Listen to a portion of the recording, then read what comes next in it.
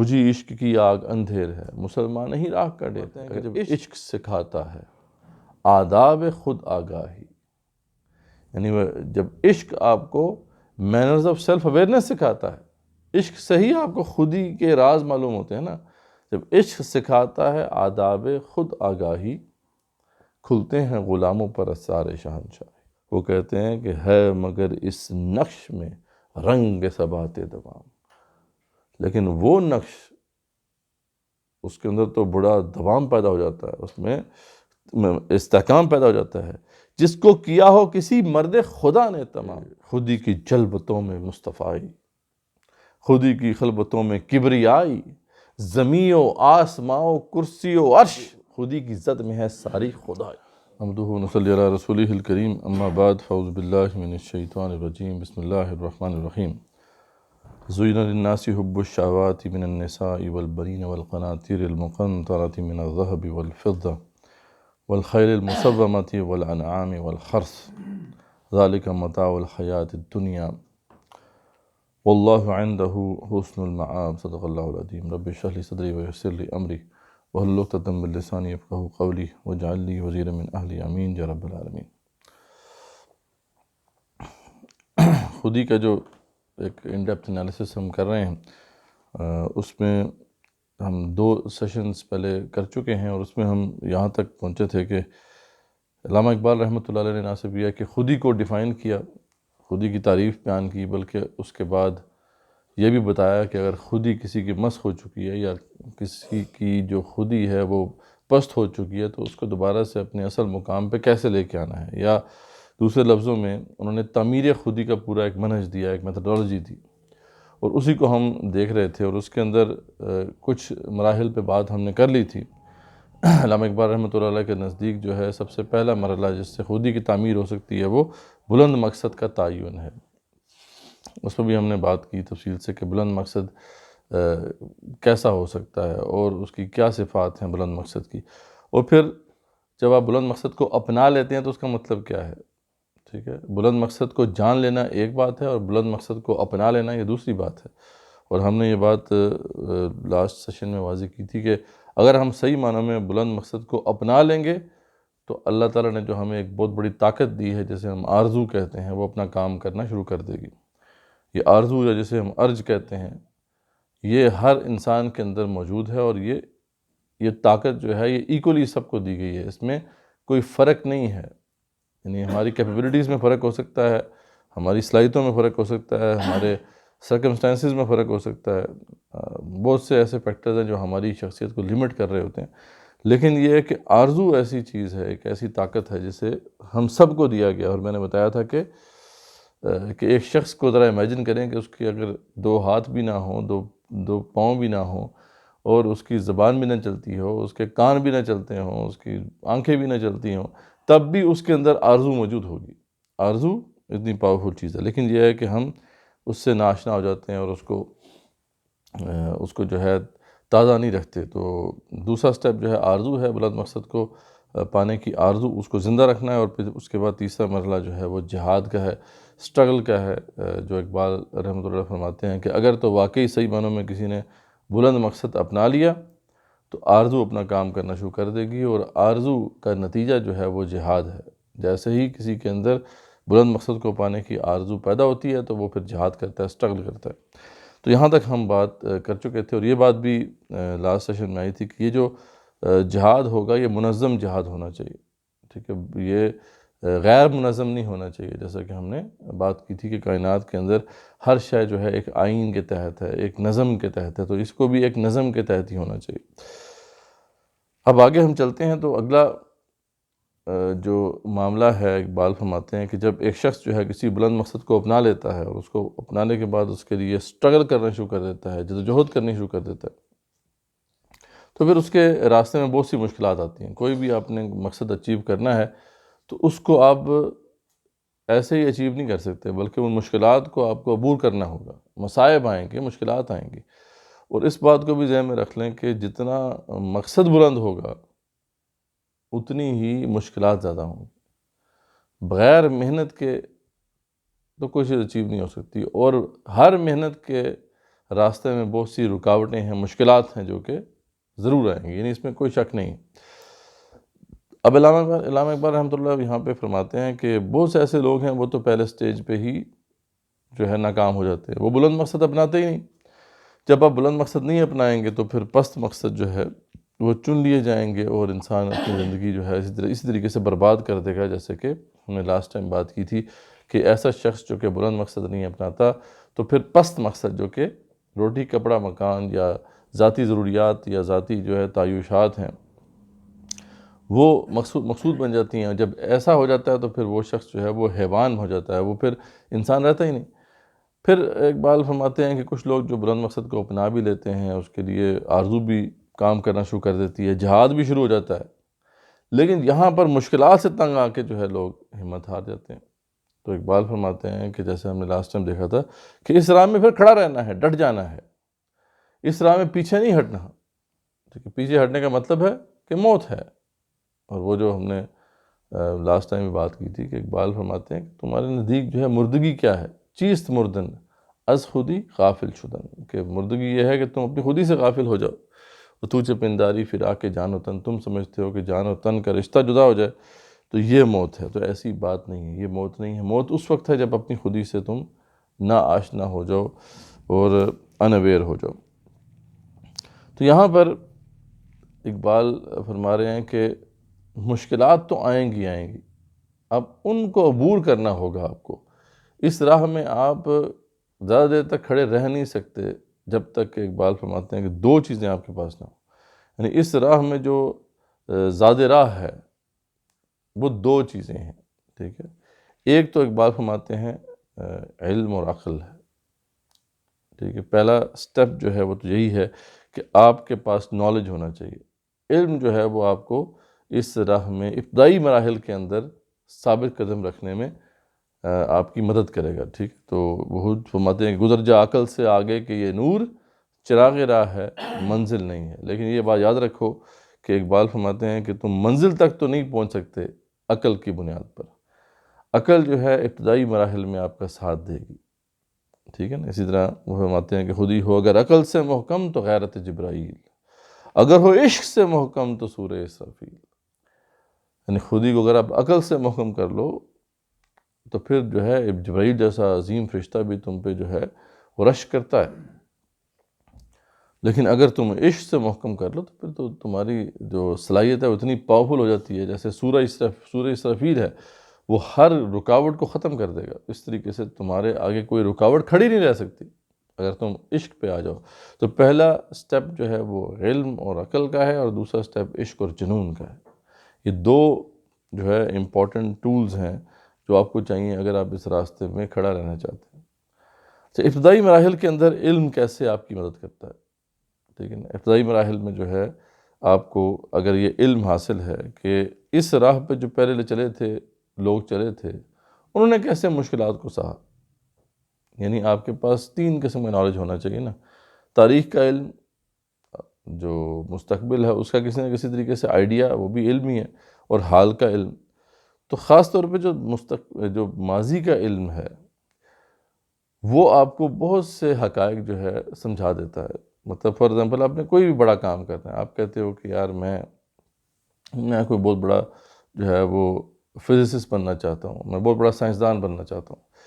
تو آپ جس فیلڈ کے اندر بھی آپ نے بڑا سائنسدان بننا ہے، اس فیلڈ میں پہلے لوگ جو چلے ہیں اس راہ پر ان کی آپ سوانے پڑھو، ان کی بایوگرافیز پڑھو، تو آپ کو وہ سارے جو راستے کی مشکلات ہیں وہ سمجھ میں آنا شروع ہو جائیں گی۔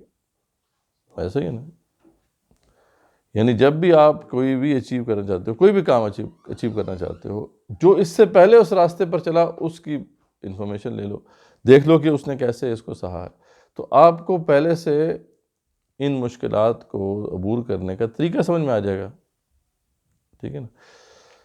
اس طریقے سے آپ کے پاس جو اگر حالات کا علم ہے تو آپ ان حالات سے بہتر طریقے سے نبرد آزما ہو سکتے ہیں۔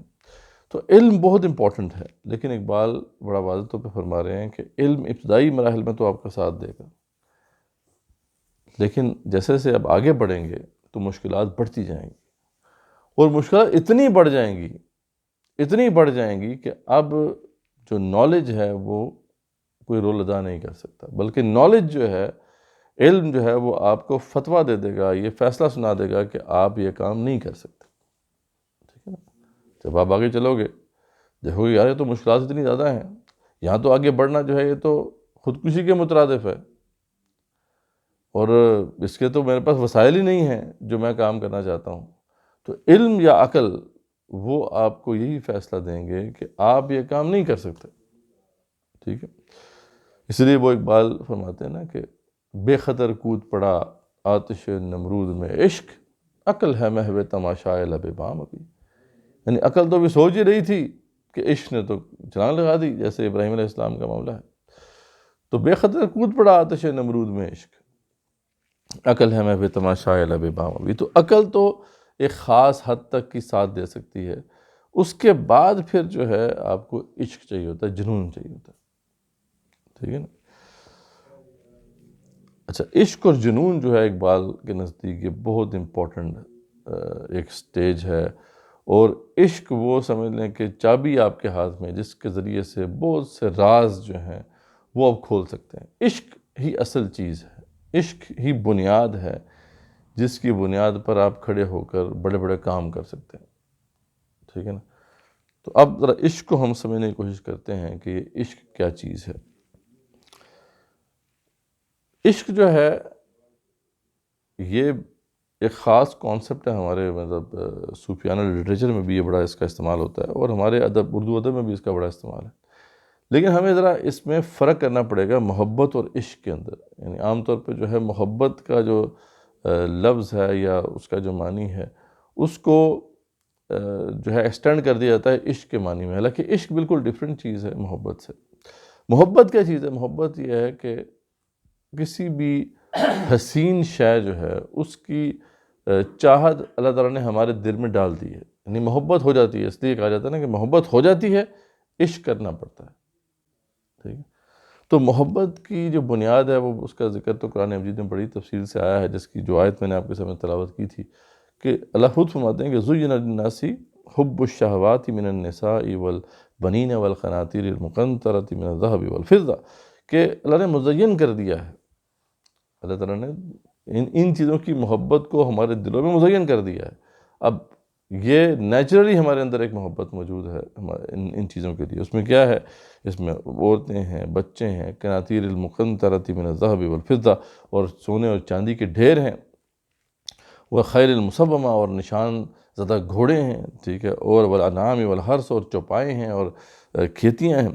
ذالک متاع الحیات الدنیا، اللہ فرماتے ہیں کہ لیکن یہ دنیا کی زندگی کی متاع ہے، یہ دنیا جو ہے، دنیا میں گزارا کرنے کے لیے اللہ تعالیٰ نے برتنے کی چیزیں دی ہیں، لیکن ان کی جو محبت ہے ہمارے، وہ سرشت میں ہے، ہمارے وجود کے اندر ہے، ہمیں محبت کرنی نہیں پڑتی کسی حسین شے سے۔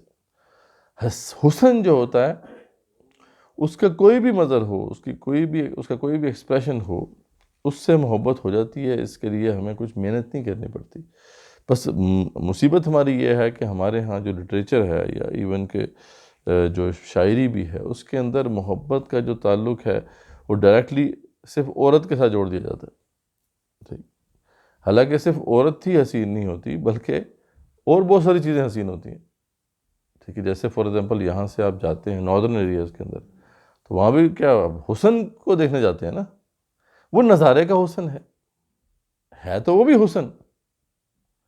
اسی طریقے سے آپ کبھی آسمان کی طرف دیکھتے ہیں، آپ ستاروں کو دیکھتے ہیں، چاند کو دیکھتے ہیں، تو یہ ایک حسین منظر ہے جس کو آپ دیکھتے ہیں۔ اسی طریقے سے بعض جو ہے حسن کے ایسے مظاہر بھی ہیں جن کو ہم شاید جو ہے وہ حسن مانتے ہی نہ ہوں، لیکن وہ بھی حسین ہوتے ہیں، جیسے فار ایگزامپل تخیل کا حسن، ایک نظریے کا حسن۔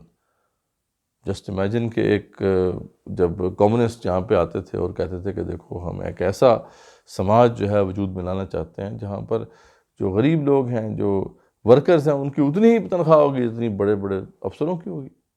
اب یہ اس کے لیے جو بیچارہ غریب ہے، جو بیچارہ مزدور ہے، اس کے لیے یہ کتنا حسین منظر ہے۔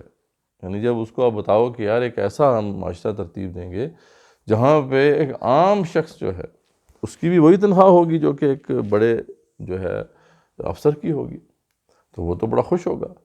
یعنی یہ بھی حسن ہے، یہ نظریے کا حسن ہے۔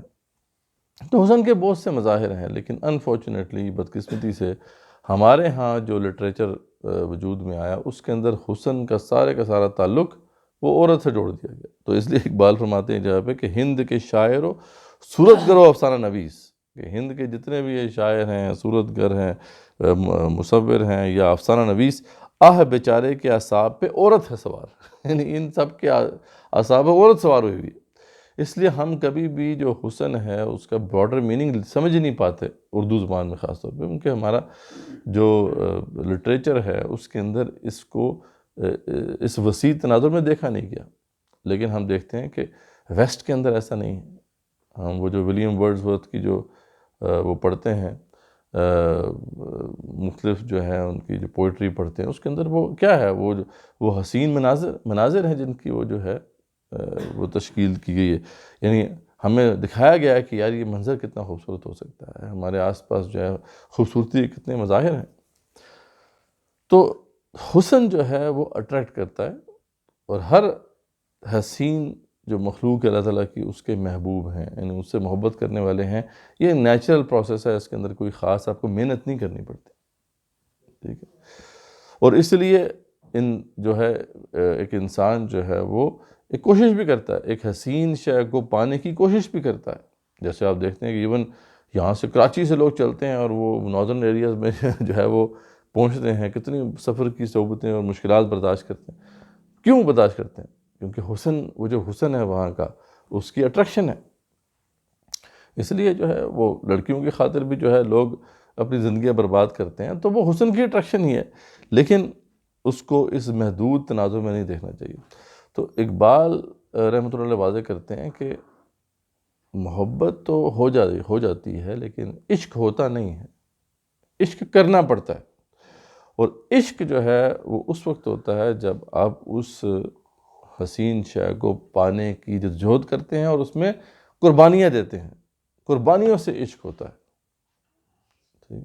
یعنی کسی بھی خاص کام کو کرنے کے لیے، کسی خاص مقصد کو پانے کے لیے جب آگے بڑھتے ہیں آپ، اور اس میں آپ کی بہت سی زندگی کی جو ہے آسائشیں قربان ہوتی ہیں، آپ کے اوقات اس پہ لگتے ہیں، آپ کی زندگی کے بہت سے معاملات جو ہیں آپ اسے قربان کر دیتے ہیں، تو پھر آپ کو عشق ہوتا ہے۔ بغیر قربانی کے عشق نہیں ہوتا ہے۔ تو اقبال جی فرماتے ہیں کہ اگر عشق حاصل ہو جائے گا نا، تو پھر ہی کچھ تم حاصل کر سکتے ہو۔ تو اس راہ میں جب ہم اس کانٹیکس میں بات کریں گے کہ جب تعمیر خودی کا ہم جو ہے ایک منہج دیکھ رہے ہیں، تو اس میں یہ ہوگا کہ آپ نے جو مقصد اپنا لیا، اس مقصد کا حسن ہے جو آپ کو اٹریکٹ کرے گا شروع میں، لیکن زیادہ دیر تک مقصد کا حسن اٹریکٹ نہیں کر پائے گا، ٹھیک ہے۔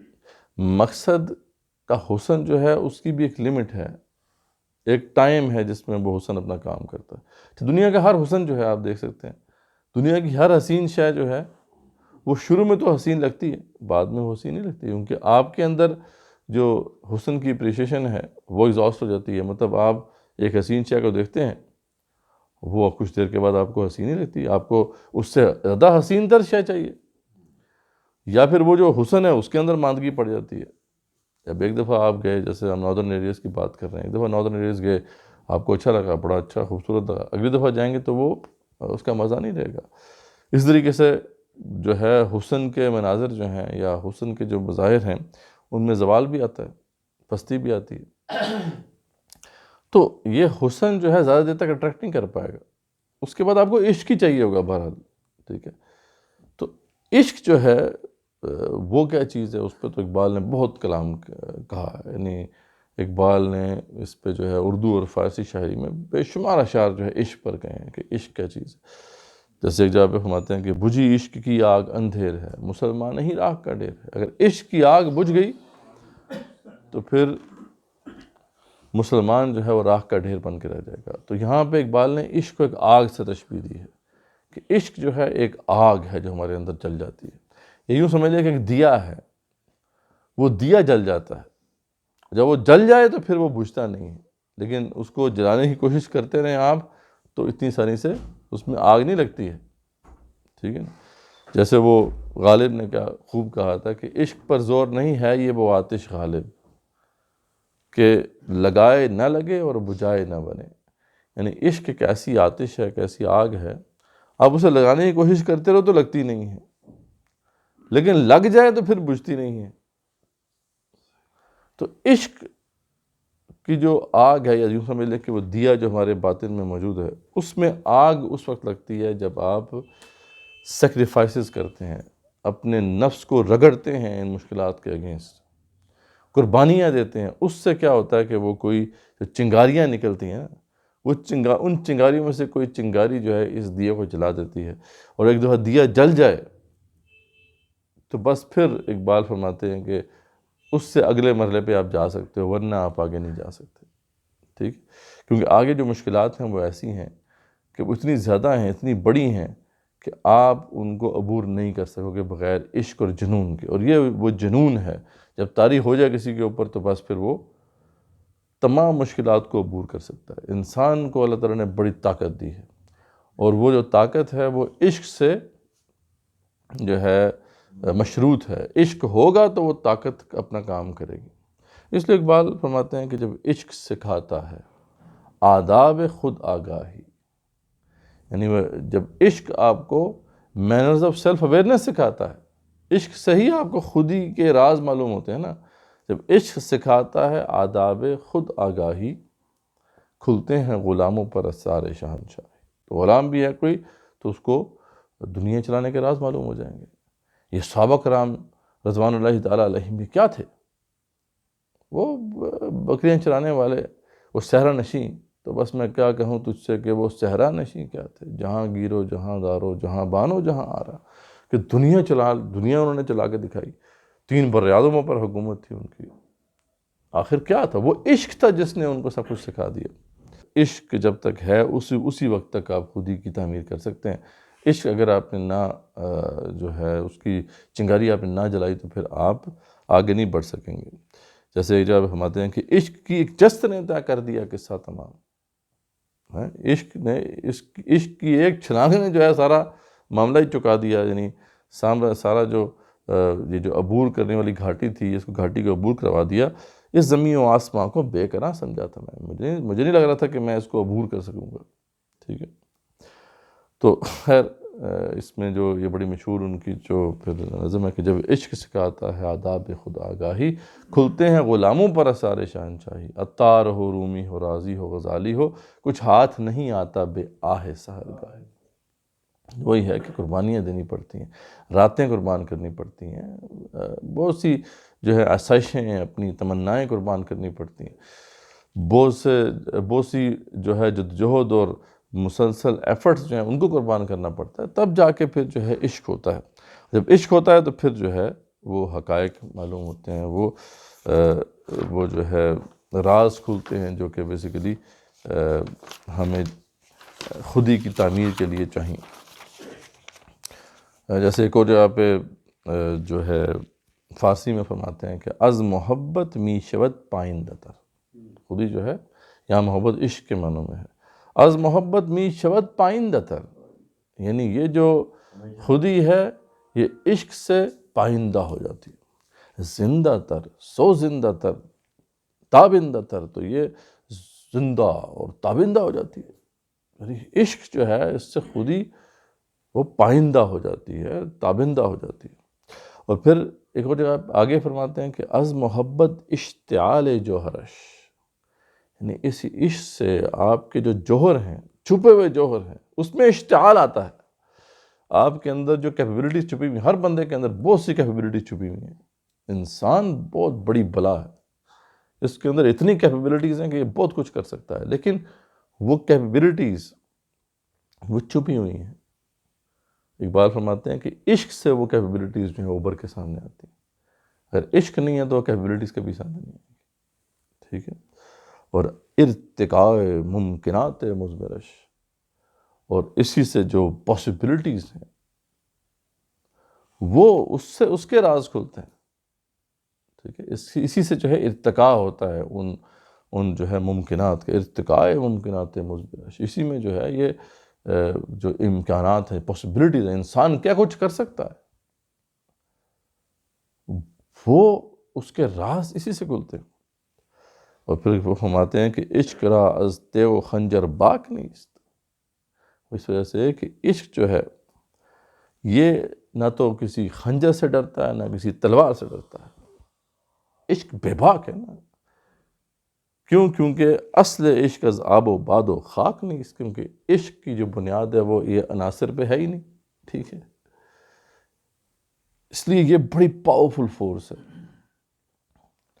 ایک اور جگہ پہ اقبال عشق کی ہی مطلب وہ بیان کرتے ہیں کہ اس کی کیا صفات ہیں، ان کی جو بڑی مشہور وہ نظم ہے مسجد قرطبہ، ہم نے یہاں پہ پڑھی بھی ہے، بلکہ وہ تفصیل سے اس کو ہم نے دیکھا تھا، تو وہ اقبال پہلے اس پہ نقشہ کھینچتے ہیں کہ زمانہ کتنا پاورفل ہے، یہ زمان و مکان یہ ہر چیز کو فنا کر دیتا ہے، سلسلہ روز و شب وہ جو پورا انہوں نے اس کی تفصیل بیان کی، تو وہ کہتے ہیں کہ اول و آخر فنا، ظاہر و باطن فنا، نقش کہن ہو کہ نو منزل آخر فنا۔ یاد رکھو یہ زمانہ ایسا ہے، یہ تیز روج زمانے کی چل رہی ہے، اس کے آگے کوئی چیز کھڑی نہیں رہ سکتی،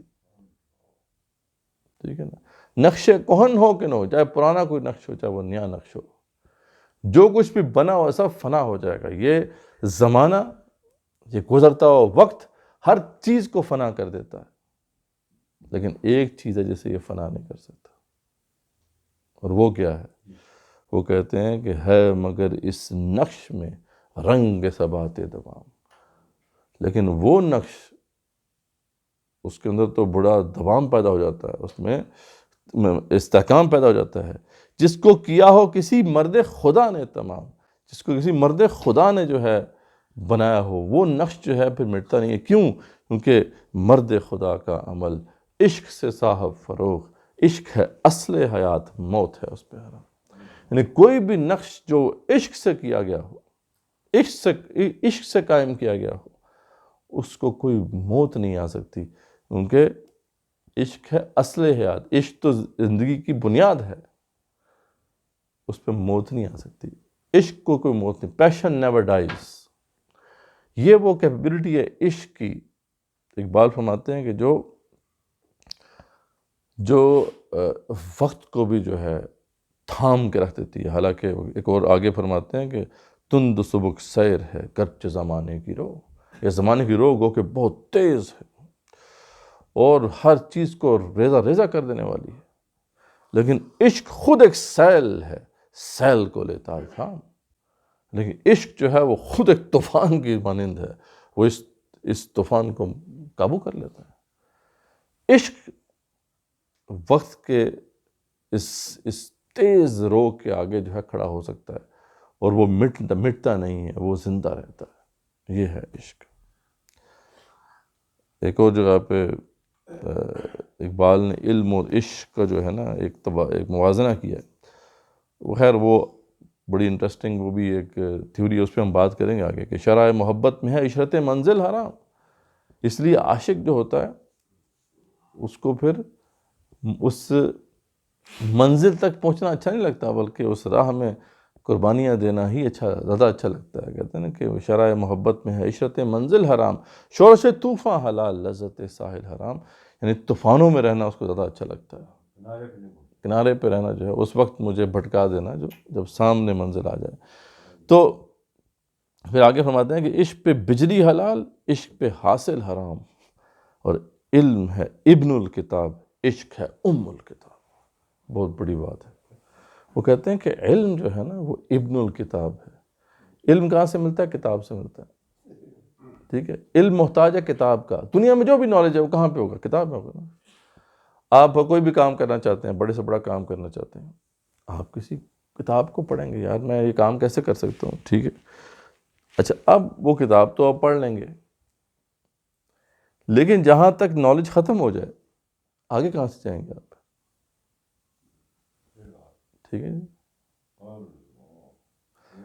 سمپل سی مثال جو ہے، وہ بڑی مثالیں جو ہیں دی جا سکتے ہیں، سمپل سی مثال جو عام طور پر سمجھ بھی آ جاتی ہے، یہ رائٹ بردرز کا آپ کو پتہ ہوگا، جنہوں نے فلائنگ جہاز، یعنی فلائنگ جو ہے سب سے پہلے جو ہے اس کے طریقے ایجاد کیے۔ اب رائٹ بردرز جب نالج لے کے بیٹھے ہوں گے تو اس وقت کا نالج کیا کہتا تھا کہ یار انسان نہیں اڑ سکتا، انسان ہی نہیں اٹھ سکتا. یعنی نالج تو یہی کہہ رہا ہے نا. اب کتابوں میں اگر آپ وہ پڑھیں گے رائٹ برادرز تو وہاں تو لکھا ہوا ہے کہ انسان اڑ ہی نہیں سکتا. لیکن وہ پلان کیے ہوئے تھے کہ ہم نے اڑا کے دکھانا ہے. ٹھیک ہے. تو جب نالج ایگزسٹ ہی نہیں کرتا تھا اڑنے کا تو پھر انہوں نے کیسے اڑنا سیکھ لیا؟ یہ سوال ہے. پیشن کتاب لکھ دی. تو دنیا میں جو بھی نالج ہے وہ عاشقوں نے لکھا ہوا ہے. یہ جتنا بھی نالج ایگزسٹ کرتا ہے یہ بیسیکلی کسی عاشق نے کام کیا, بعد میں اس طریقوں کو جو ہے وہ نالج اس کی کتاب بن گئی. تو اقبال کہتے ہیں کہ عشق جو ہے وہ الکتاب, وہ کتابیں جنریٹ کرتا ہے. پیشن جنریٹس نالج. یہ اتنی پاورفل چیز ہے. اور پیشن وہ چیز ہے جس سے آپ اپنے ان رازوں کو جان سکتے ہیں جو اللہ تعالیٰ نے آپ کو عطا کیے ہیں. وہ راز کیا ہے؟ اس میں یہ راز بھی ہے کہ جب اس دن آدم علیہ السلام کو تمام اشیاء دکھا دی گئیں اور ان کے نام سکھا دیے گئے, تو اس کا مطلب کیا ہے؟ اس لیے اقبال جو ہے یہ سائنسی علوم کو علم الاسماء کہتے ہیں کہ یہ علم الاسماء ہی تو ہے, اور کیا ہے. یہ ہمیں دے دیا گیا ہے, یہ ہمارے اندر ودیت شدہ ہے, یہ ہمیں سیکھنے کی ضرورت نہیں ہے. لیکن جو پیشنیٹ ہوگا یہ راز اسی کو معلوم ہوں گے. اور مثال لے لیں, آج کی ریسنٹ مثالیں زیادہ سمجھ میں آتی ہیں نا, پرانی باتیں تو چلو ٹھیک ہے, ہمارے آبا نے تو کر کے دکھائے ہیں وہ کام. لیکن اب ریسنٹ مثالیں, یہ نالج کیا کہتا ہے بھئی تم جو ہے مارس پہ نہیں جا سکتے. یہ نالج یہی کہتا ہے کہ بھئی آپ مارس پہ جا ہی نہیں سکتے, تو صرف چاند پہ گئے ہیں. لیکن وہ جو ایلون مسک ہے وہ کیا کر رہا ہے؟ وہ کہتا نہیں جی میں نے تو مریخ پہ پہنچ کے دکھانا ہے. اب پیشن ہے نا اس کا, تو اب اس کو وہ راز ملنا شروع ہو جائیں گے. آپ کچھ بھی سوچ لیں, بڑے سے بڑا کام سوچ لیں, آپ کیا مریخ کیا, آپ کو جی میں نے جوپیٹر تک جانا ہے, آپ کو اس کے راز معلوم ہونا شروع ہو جائیں گے. نالج آپ کو ملنا شروع ہو جائے گا اس کا. بات وہ یہ ہے کہ نالج سارے کے سارا انسان کے اندر ودیت شدہ ہے. یہ عشق ہے جس سے وہ اس تک رسائی حاصل کرتا ہے. تو یہ بہت بڑی بات اقبال نے کی. اور علم اور عشق کا جو ہے موازنہ بالکل واضح ہو جاتا ہے ہمارے سامنے کہ علم جو ہے ابن الکتاب ہے, عشق جو ہے وہ الکتاب ہے. بہرحال وہ بہت کچھ کہا جا سکتا ہے, ابھی اتنا ہی کرتے ہیں بات, اتنی ہی بات کرتے ہیں, اس پہ آگے چلتے ہیں. اقبال کہتے ہیں جب ایک بندہ عاشق بن جاتا ہے تو اس کو آگے جو چیز نصیب ہوتی ہے وہ بہت امپورٹنٹ ہے, وہ ہے یقین محکم. ایک عاشق کو ہی یقین محکم ہو سکتا ہے. یقین محکم وہ چیز ہے کہ جس کے آگے پھر کوئی چیز کھڑی نہیں ہو سکتی ہے. ظاہر بات ہے جو عاشق ہے, جو جنون کے حد تک جو ہے اپنے اس مقصد کو پانے کی سٹرگل کر رہا ہے اور جنون کے ساتھ لگا ہوا ہے, اب اس کے سامنے کوئی نہیں کھڑا ہو سکتا. اس کو یقین محکم حاصل ہے, ایون دو کہ ابھی تک اس نے وہ مقصد کو پایا نہیں ہے, لیکن اس کو پانے کا یقین حاصل ہے کہ وہ یقیناً پا کے رہے گا. یہی یقین جو ہے جس کے بارے میں بار بار ہمیں بتاتے ہیں کہ اس یقین تک پہنچنا ہے. فارسی میں کہتے ہیں کہ دمادم خویش را اندر کمی باش, گریزاں از گما سوئے یقین باش. تو ہر وقت اپنی خودی کی تحقیق اور حفاظت میں رہ, اور شک و شبہ کو چھوڑ کر یقین کی طرف جا, کہ عمل خواہی یقین را پختہ تر کن. اگر تو عمل چاہتا ہے, تو چاہتا ہے کہ تیری خودی عمل پیرا ہو, تو یقین کو مستحکم کر لے. اور یکے جوئے و یکے بیں و یکے باش. اور پھر یقین محکم یہ ہوتا ہے کہ پھر ایک ہی نصب لین کی جستجو کر, اسی کو دیکھ, اسی میں وقف ہو جا, یقین کو جو ہے پکڑ لے اپنے ساتھ. اور باقی اردو میں تو بہت سے اشعار انہوں نے کہے کہ گماں آباد ہستی میں یقین مرد مسلمان کا, بیاباں کی شب تاریک میں قندیل رحمان. یا پھر وہ کہتے ہیں یقین پیدا کر اے ناداں, یقین سے ہاتھ آتی ہے وہ درویشی کی جس کے سامنے جھکتی ہے فخوری. یقین پیدا کر, اسی سے تجھے وہ درویشی ملے گی کہ تیرے سامنے بادشاہت بھی جو ہے جھک جائے گی. اور یقین محکم عمل پہ ہے محبت فاتح عالم, جہاد زندگانی میں ہے مردوں کی یہ شمشیریں. تو یقین محکم بہت امپورٹنٹ چیز ہے. پھر ایک اور جگہ پہ فرماتے ہیں خدائے لم یزل کا دست قدرت تو, زبان تو ہے, یقین پیدا کرے غافل کے مغلوب گماں تو ہے. تو بہت کچھ ہے جو ہے اس میں, جو ہے بہت کچھ ہم کہہ سکتے ہیں, لیکن یہ ہے کہ یقین محکم پھر انسان کو حاصل ہوتا ہے. جب انسان کو یقین محکم حاصل ہو جائے تو اب وہ ہر حال میں اپنی اس مقصد کو پا کے رہتا ہے. ٹھیک ہے، یا تو اس کو پالے گا اپنی زندگی میں، یا مرنے کے بعد اس کی جو تھاٹ ہے، اس کا جو نظریہ ہے، وہ ہمیشہ کے لیے زندہ ہو جائے گا. یعنی وہ اب دوسرے لوگوں کو انسپائر کرنا شروع کر دے گا. یعنی اقبال کہتے ہیں کہ جب ایک بندہ عاشق ہے اور عشق کی بنا پر اسے یقین محکم حاصل ہو گیا، تو اب اس کو اپنی منزل تک پہنچنے سے کوئی نہیں روک سکتا. ایون موت بھی اس کو نہیں روک سکتی، کیونکہ مرنے کے بعد بھی اس کے نظریات جو ہیں، اس کی سوچ، اس کی جو نوا ہے وہ پھیلے گی. اچھا، یہاں تک تو اقبال فرماتے ہیں کہ ہر بندہ جو بڑے سے بڑا آبجیکٹو بھی اپنا لے وہ یہاں تک پہنچ سکتا ہے. یہ انسان کی کیپیبلٹی ہے کہ کوئی بھی بلند سے بلند مقصد اپنائے، اس کے لیے اسٹرگل کرے اور اس پاتھ پہ چلے اور عشق تک پہنچے اور یقین محکم حاصل کر لے، تو وہ کچھ بھی اچیو کر سکتا ہے. لیکن اگر اقبال فرماتے ہیں کہ مقصد وہ ہے جو رسول اکرم صلی اللہ علیہ وسلم کا مقصد تھا، اگر تو وہ مقصد ہے، نیابت الہی پھر تمہیں نصیب ہوگی. یعنی وہ مقصد کیا ہے؟ الہ کلمت اللہ، اللہ کے دین کا غلبہ. دربیائی کے مقصد حیات مسلم الہ کلمت اللہ است. اگر تو مقصد الہ کلمت اللہ ہے تو اقبال کہتے ہیں پھر اس کو ایک ایسی سٹیج تک وہ پہنچ سکتا ہے اسٹرگل کے نتیجے میں جو عام بندہ نہیں پہنچ سکتا، اور وہ ہے نیابت الہی. یعنی جو اصل انسان کی ایسنس ہے، جو اصل انسان کی حقیقت ہے کہ انسان جو ہے اس دنیا میں اللہ کا نائب ہے. یہ صرف اسی کو نصیب ہو سکتا ہے یہ مقام کہ جو الہ کے رحمت اللہ کے لیے اسٹرگل کرے گا. تو یہاں پر پھر اقبال نے وہ بتایا ہے کہ وہ نیابت الہی سے مراد کیا ہے. تو وہ فرماتے ہیں کہ خودی کی جلوتوں میں مصطفائی، خودی کی خلوتوں میں کبریائی، زمین و آسماں و کرسی و عرش، خودی کی زد میں ہے ساری خدائی. مطلب کیونکہ وہ اللہ کا نائب ہے تو اب اور کوئی مخلوق ایسی نہیں ہے جو اس کے راہ میں کھڑے ہو سکے. وہ کہہ رہے ہیں کہ زمین و آسماں و کرسی و عرش خودی کی زد میں ہے ساری خدائی. یہ ساری بادشاہت اس کی زد میں ہے. یہ عناصر پر حکومت ہوتی ہے. یہ صرف جو ہے ایسی حکومت نہیں ہے کہ جو صرف انسانوں پر چلے گی. اور یہ صحابہ نے کر کے دکھایا ہے رضوان اللہ تعالیٰ نے. حضرت عمر بن خطاب ان کو جو ہے رضے میں لے کر آئیں کہ وہ کیا کانفیڈنس تھا ان کا جب وہ خلیفہ بنے ہیں کہ حضرت ساریہ کو جو آواز دی یا ساریہ الجبل، اے ساریہ پہاڑ کی طرف آؤ. وہ کیا کانفیڈنس تھا کہ یہ میری بات وہاں تک پہنچے گی. دریا نیل کا واقعہ آپ کے سامنے ہے کہ دریا نیل جو ہے وہ خشک ہو گیا، اور وہاں پہ بھی نئے نئے جو لوگ مسلمان ہوئے تھے، عقیدے ان کے ٹھیک نہیں تھے، تو وہاں کے جو بھی گورنر تھے ان سے وہ کہتے ہیں ہم تو ایک نوجوان عورت ڈالیں گے تب یہ چلے گا، کیونکہ ایسے ہی ہوتا ہے. تو وہ لوگ نہیں مان رہے تھے. انہوں نے خط لکھا عمر خطاب کو. عمر خطاب نے حضرت عمر جو ہے انہوں نے وہ پڑھا، اور اس کے بعد ایک خط لکھا، اور یہ خط بھی بڑا عجیب ہے.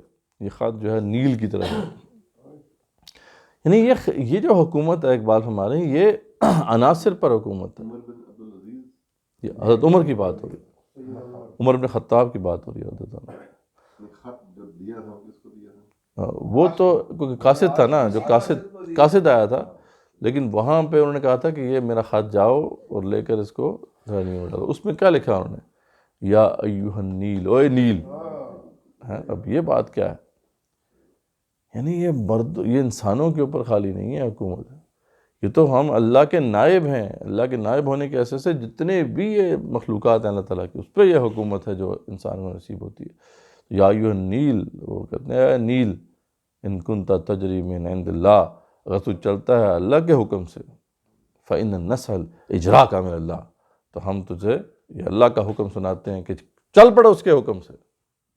اور وإن كنت تجری من عند، اپنی مرضی سے، لا حاجت لنا بک، آج کے بعد تیری ہمیں حاجت نہیں ہے، دفع ہو. وہ خط ڈالنے کی دیر تھی کہ نیل جو ہے پانی سے لبریز ہو گیا، اور اس کے بعد کبھی خشک ہی نہیں ہوا. تو یہ بات جو یہاں یہاں بیان کر رہے ہیں اقبال، وہ کہتے ہیں کہ یہ نیابت الہی کا مقام ہے، یہ تو اصل ایسنس ہے انسان کی، کہ پھر ساری مخلوقات جو ہیں وہ تابع ہیں.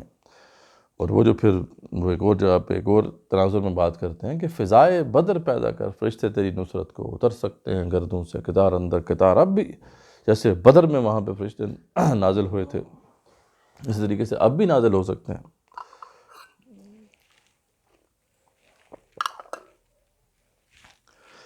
اب یہاں پہ وہ جو اپنی وہی فارسی کلام میں پھر بیان کرتے ہیں کہ یہ نیابت کیا چیز ہے. وہ کہتے ہیں کہ نائب حق ہم چو جانے عالم است، ہستی او ذل اسم اعظم است.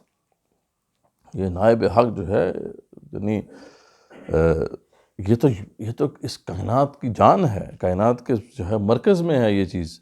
یہ جو ہے ہستی جو اللہ کا نائب ہے، یہ تو کائنات کی جو ہے نا ایک طرح سے روح ہے کہ اس کا جو کہ یہ کیا ہے کہ ہستی او ذل اسم اعظم است. یہ تو اس کی ہستی جو ہے یہ اسم اعظم کا ایک طرح سے سایہ ہے یعنی وہ اتنی بڑی بات. تو کہتے ہیں کہ از رموز جز کل آگاہ بود تر جہاں قائم بامر اللہ بود. کہ وہ تو جو مسٹریز ہیں اس کائنات کی جو کہ راز ہیں ان کو اچھی طریقے سے پورے طریقے سے جانتا ہے، اور وہ اللہ تعالیٰ کے احکامات کو اس دنیا میں جاری کرتا ہے. ٹھیک ہے. چون در وسط عالم زند این بساط کوہ را برہم زند. جب وہ کائنات کی وسعتوں میں خیمہ لگا لیتا ہے نا، جب اللہ کا جو نائب خیمہ زن ہوتا ہے تو اس پرانی بساط کو لپیٹ کے پھینک دیتا ہے، یعنی پرانے نظام کو، پرانی دنیا کو وہ ہٹا دیتا ہے، بالکل ختم کر کے رکھ دیتا ہے. اور فطرتش معمور و می خواہد نمود. اس کی فطرت برکتوں اور اچھائیوں بھری ہوتی ہے، اور عالم دیگر بیارد در وجود، اور اس کے اظہار سے ایک نئی دنیا وجود میں آتی ہے. ٹھیک ہے. وہ نئی دنیا کو وجود میں لا کر اس کا اظہار کرنا چاہتا ہے. اور سچ جہاں مثل جہان جز کل. اس کائنات جیسے سینکڑوں اس کے خیالات اور افکار کی کھیتی سے پیدا ہوتے ہیں. یعنی وہی مرد مومن کی شان کہ جب وہ سوچ لیتا ہے تو وہ چیز امر ہو جاتی ہے. وہ صرف ارادہ کر لیتا ہے تو اللہ تعالیٰ اس کو تقدیر بنا دیتے ہیں. ٹھیک ہے. کہ محمد سے وفا تو نے تو ہم تیرے ہیں. یہ جہاں چیز ہے کیا لوح و قلم تیرے ہیں. ٹھیک ہے. تو وہ کہتے ہیں کہ روید از کشت خیال و چو گل. اور اس کے افکار جو ایسے خیالات اور جو افکار ہوتے ہیں اس سے نئی دنیایں جو ہیں وجود میں آتی ہیں. اور اس کی کھیتی جو ہوتی ہے، اس کے افکار کی کھیتی، اسے پھول کی طرح جو ہے نئی دنیایں جو ہیں وہ امٹ کے آنا شروع ہو جاتی ہیں. اور وہ کہتے ہیں کہ پختہ سعادت فطرت ہر خام را. اور وہ کمال ایسا اس کا جو رول ہوتا ہے، یعنی جو اس کا جو ہے اس کی حکومت ہوتی ہے، وہ ایسی کمال ہوتی ہے کہ وہ خام فطرت کو پختہ اور پائیدار بنا دیتا ہے. ہر خام فطرت اس کی حکومت کے اندر پائیدار ہو جاتی ہے. جیسے عمر بن خطاب کی آپ دیکھیں نا خلافت، کہ ہر بندہ جو تھا، ہر مسلمان جو تھا اپنی میکسیمم پوٹینشل پر اس کی جو ہے نمود ہو رہی تھی، اس کی رویدگی ہو رہی تھی، اس کو پرورش مل رہی تھی.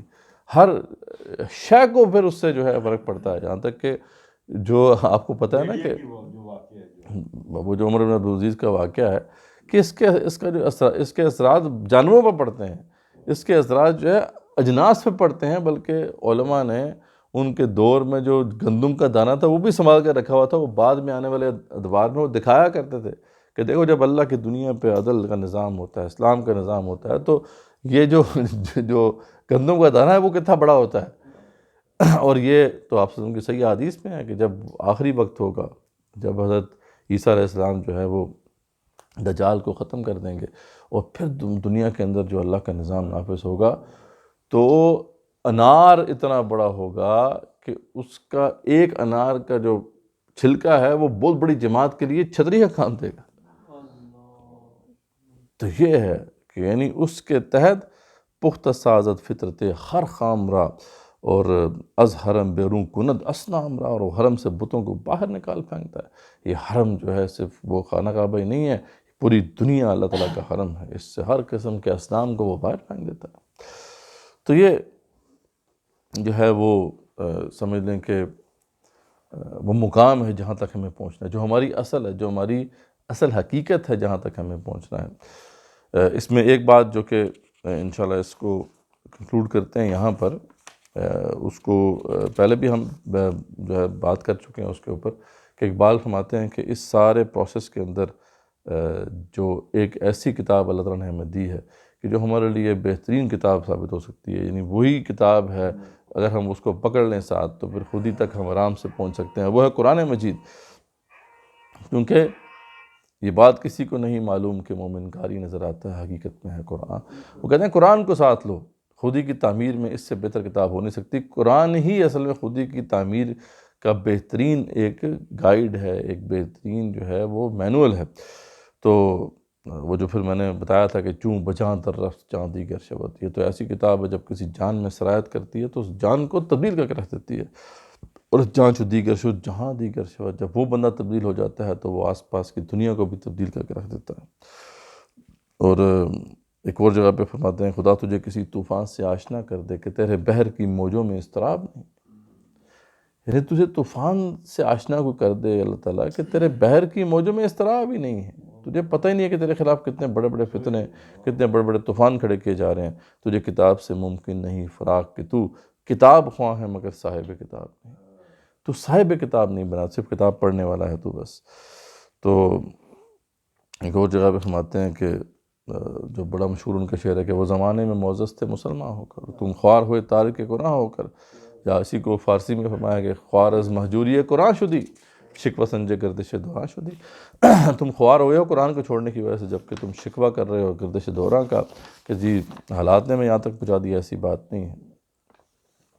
اور خلافت کے والے سے بھی کیا بات فرماتے ہیں کہ ہمیں اللہ تعالیٰ نے تو خلافت عطا کی تھی، ہمیں تو وہ سب کچھ مل گیا تھا جو ہمارا ایسنس ہے، ہماری اصل ہے، لیکن ہم نے اسے گنوا دیا۔ اور وہ گنوایا کیسے کہ چوں خلافت رشتہ از قرآن قسیخت، کہ جیسے ہی خلافت کا رشتہ قرآن سے ٹوٹ گیا، حریت را زہر اندر کام ریخت، تو پھر آزادی کی حالت میں زہر ڈال دیا، یعنی آزادی پھر ختم ہوگی، وہ جو آزادی خلافت آپ کو عطا کرتی ہے وہ ختم ہوگی اور آپ غلامی میں چلے گئے۔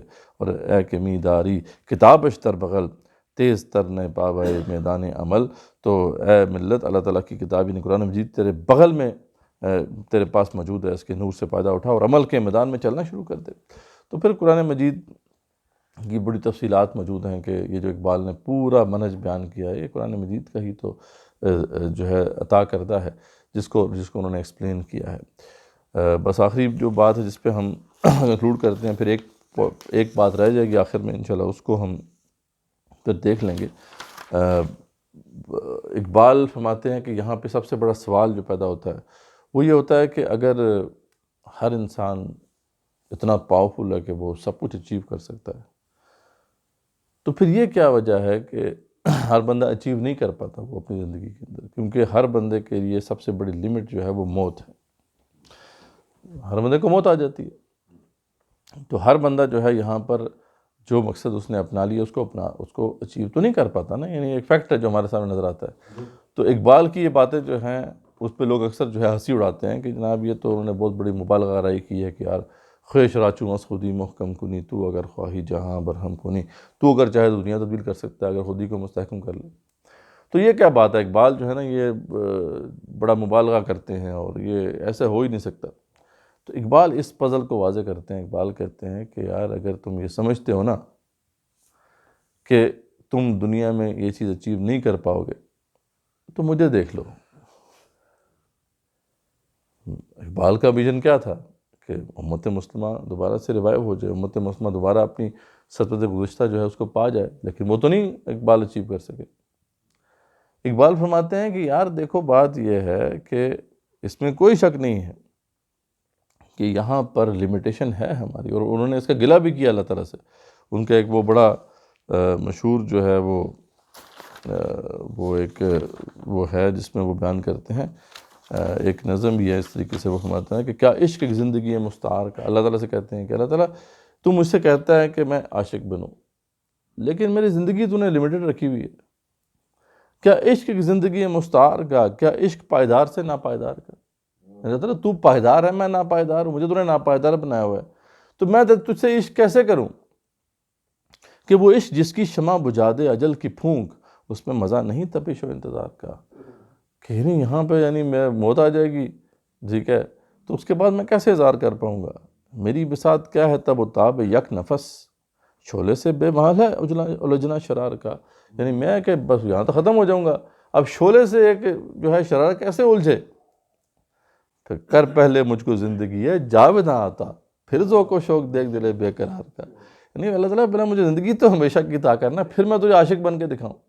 لیکن اللہ کو، اقبال کو بھی پتہ ہے کہ یہ اللہ تعالیٰ نے نہیں کیا نا، اللہ تعالیٰ کے جو دنیا کا جو سارا سٹرکچر ڈیزائن ہے اس میں یہ چیز نہیں ہے کہ ہمیں ہمیشہ کی زندگی ملے گی. تو پھر وہ اقبال پھر اللہ تعالیٰ سے ایک التجا کرتے ہیں، کہتے ہیں یہ تو نے نہیں دینا مجھے پتہ ہے، کانٹا وہ دے جس کی کھٹک لازوال ہو، یا رب وہ درد جس کی کسک لازوال، مجھے ایسا درد عطا کر، ایسا کانٹا دے دے کہ جس کی پھر جو چبھن ہے وہ آنے والی صدیوں میں جو ہے لاکھوں کروڑوں مسلمان جو ہے وہ محسوس کر سکیں. اور وہی ہوا کہ اقبال کی وہ جو نوا تھی، جسے اقبال کہتے ہیں کہ یہ نوا پیرا ہوا ہے بلبل کے ہو تیرے ترنم سے، کبوتر کے چنترے نازک میں شاہی کا جگر پیدا. اور وہ جو ایک اور جگہ پہ دعا کرتے ہیں کہ چاک اس بلبل تنہا کی نوا سے دل ہوں. اللہ تعالیٰ پھر میری یہ دعا قبول کر لے کہ یہ بلبل تنہا جو یہ نوا پیرا ہے نا، تو اس سے دل پھٹ جائیں، دل جو ہیں وہ کھل جائیں، جاگنے والے اسی بانگ درا سے دن ہوں. میرے آنے کے بعد جو ہے کئی لوگ امت مسلمہ جو ہیں ان کے وہ جاگ جائیں، یعنی پھر زندہ نئے عہد وفا سے دل ہوں، یعنی پھر جو ہے میری اس نوا سے نئے عہد کے ساتھ لوگ کھڑے ہو جائیں، اور پھر اسی بادۂ درینہ سے پیاسے دل ہوں، اور یہ جو پرانی شراب جو میں دے رہا ہوں اس کے پیاسے ہو جائیں دل.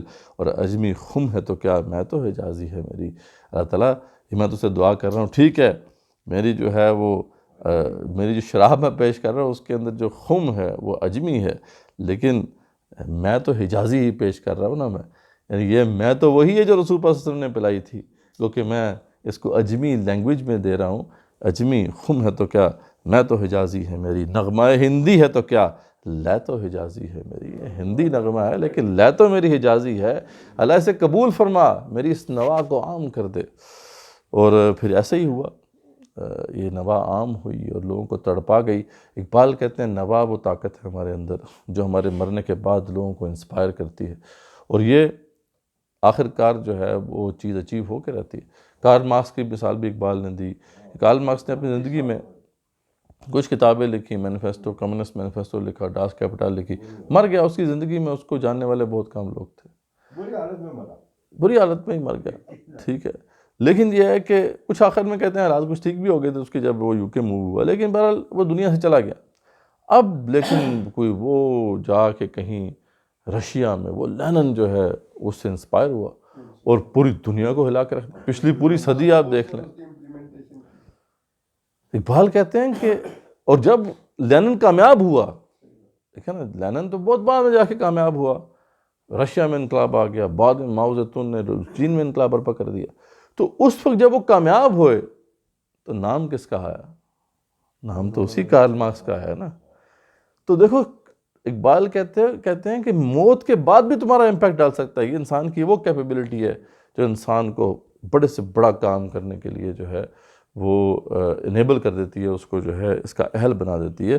اقبال کہتے ہیں میرا بھی یہی حال ہوگا، میں اپنی زندگی میں اچیو نہیں کر پاؤں گا. وہ شور ہو گئے تھے، کلیئر ہو گئے تھے کہ میں اچیو نہیں کر پاؤں گا.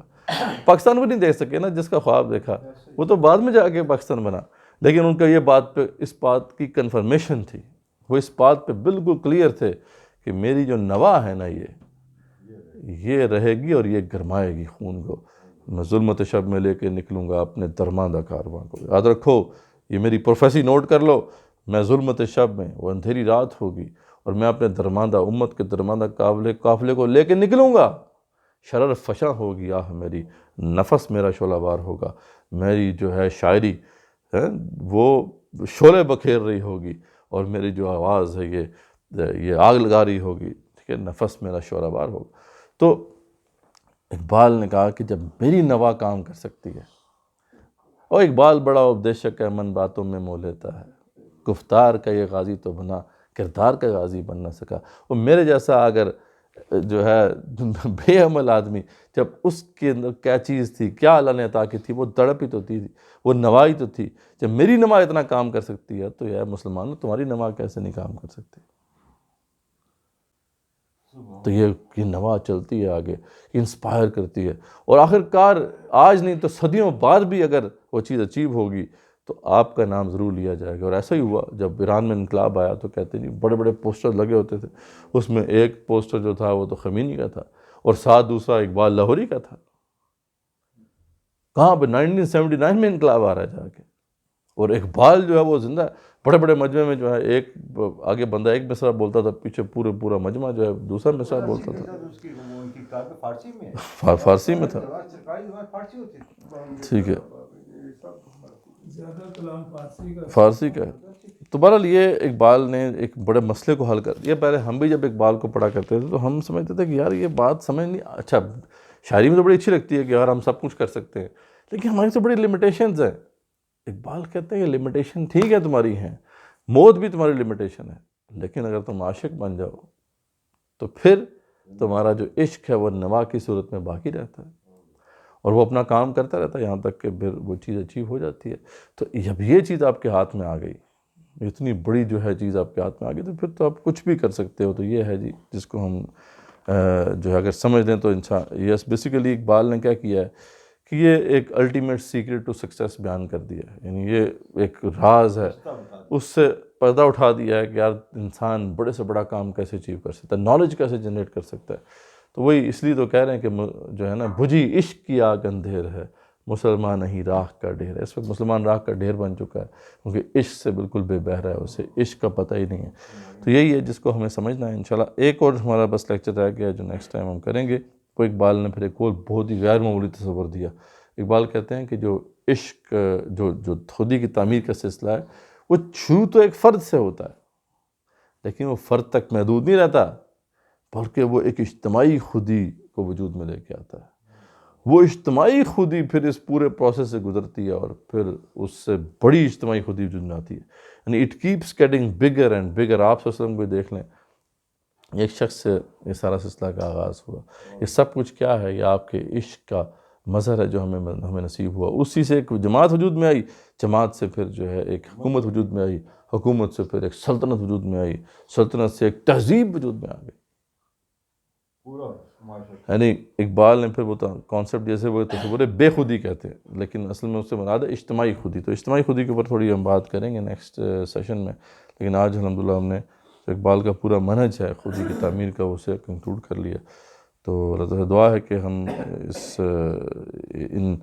ان جو اصولوں کو، ان رازوں سے جو اقبال نے پردہ اٹھایا ان کو اچھی طرح سمجھیں اور وہ بڑا کام کر سکیں جو کہ اصل میں ہماری سرشت میں ہے، جو اصل میں ہماری اصل ہے، ہمارا ایسنس ہے. ہم اس سے آشنا ہو جائیں اور پھر وہ بڑا کام کر سکیں جو کہ ریکوائرڈ ہے اس وقت امت کو. واخر دعوانا الحمدللہ رب العالمین.